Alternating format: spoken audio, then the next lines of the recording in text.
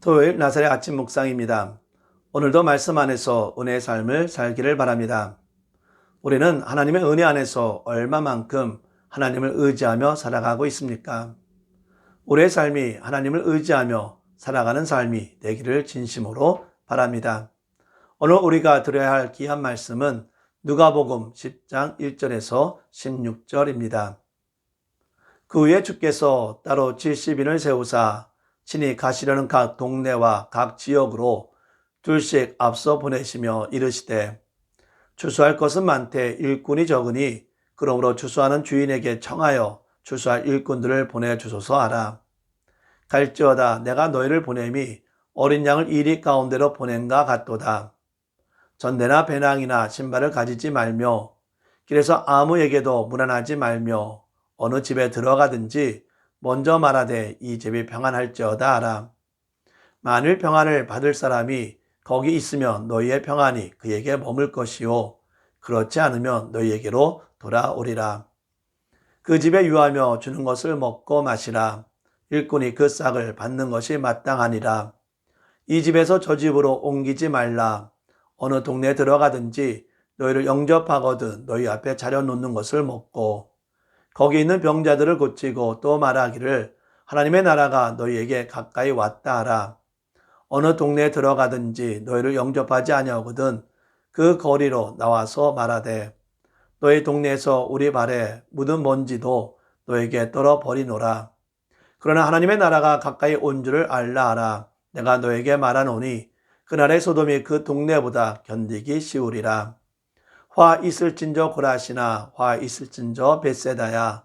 너에게 행한 모든 권능을 두로와 시돈에서 행하였더라면 그들이 벌써 베옷을 입고 제에 앉아 회개하였으리라. 심판때에 두로와 시돈이 너희보다 견디기 쉬우리라. 가버나움아 내가 하늘에까지 높아지겠느냐 음부에까지 낮아지리라. 너의 말을 듣는 자는 곧 내 말을 듣는 것이요 너희를 저버리는 자는 곧 나를 저버리는 것이요 나를 저버리는 자는 나 보내신 이를 저버리는 것이라 하시니라. 아멘. 예수님은 제자도에 대해서 가르치신 이후에 12제자 외 70명을 이방인 선교를 위해 보냅니다. 예수님이 파송한 70명은 제자들의 실제적 수이기도 하지만 동시에 앞으로 모든 성도들에 의하여 온 세상에 복음이 널리 전파될 것임을 상징하는 의미도 있습니다. 창세기 10장에서는 이방인 나라의 수를 70으로 계산하고 있는데 70이라는 수가 이방 민족과 관련되어 있음을 알 수 있습니다. 예수님이 70인의 제자를 부르신 것은 이방 선교를 위한 것임을 알 수 있습니다. 예수님은 70명을 둘로 짝을 지어 보냈습니다. 왜 둘씩 짝을 지어 보냈습니까?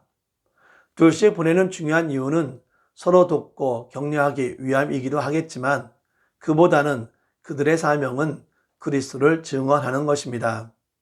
두 사람 이상의 증언을 인정하는 율법을 충족시키기 위해 둘씩 보낸 것입니다. 예수님이 12제자 외 70명을 이방 민족에게 보내어 하나님 나라를 전파하게 하였습니다. 이처럼 모든 성도는 예수님께 부름을 받았습니다. 예수 그리스도와 하나님의 나라를 모두에게 선포하기를 바랍니다. 얼마나 많은 사람들이 하나님 나라에 관심을 가지고 있을까 생각해 봅시다. 많은 사람들은 하나님 나라에 관심을 가지기보다는 지금 어떻게 살아가야 하는가에 더 많은 관심을 가지고 있습니다. 즉, 지금의 삶이 중요하지 나중의 삶은 나중의 일이라는 것입니다. 현재의 중요성만을 강조하며 살아가는 자들에게 정말 필요한 것은 무엇입니까? 바로 하나님의 나라의 중요성을 아는 것입니다. 예수님이 70명을 보내며 하나님 나라에 대해 선포하도록 한 것처럼 우리 역시 이들에게 하나님 나라에 대해 선포하며 관심을 갖도록 해야 합니다. 하나님 나라를 선포하는 것은 너무 중요한 일입니다. 그런데 이 사명을 감당할 사람이 많지 않습니다. 그래서 예수님은 이 사명을 감당할 사람이 많지 않으니 일할 사람을 보내달라고 기도하라고 합니다. 미국에 있는 한인타운의 기독교 비율은 약 20%입니다. 20%인 그리스도인이 많은 사람들에게 복음을 전하기 위해서는 더 많은 분들의 헌신이 필요합니다. 따라서 복음을 전하기 위해 같이 일할 일꾼을 보내달라고 기도하는 것은 매우 중요합니다. 주님의 사역을 위해 더 많은 성도가 협력하여 주님의 사명을 감당해야 합니다. 사랑하는 성도 여러분, 내가 이 일을 위해 부르심을 받았음을 믿으며 주님의 사역을 감당하기를 바랍니다. 예수님은 어린 양 같은 70인의 제자들을 이리 같은 세상 한가운데로 보냅니다. 이 사역이 결코 쉽지 않음을 우리는 알 수 있습니다. 쉽지 않은 사역이기에 예수님은 70인의 제자들에게 당부합니다. 예수님은 70인의 제자들을 파송하며 그들에게 전대나 배낭과 신을 가지지 말라고 명하셨습니다. 우선 전대는 지갑을 의미합니다. 예수님이 제자들에게 전대를 찾지 못하도록 권고한 것은 제자들이 돈을 의지하기보다는 하나님을 의지해야 한다는 것을 가르치기 위해서입니다.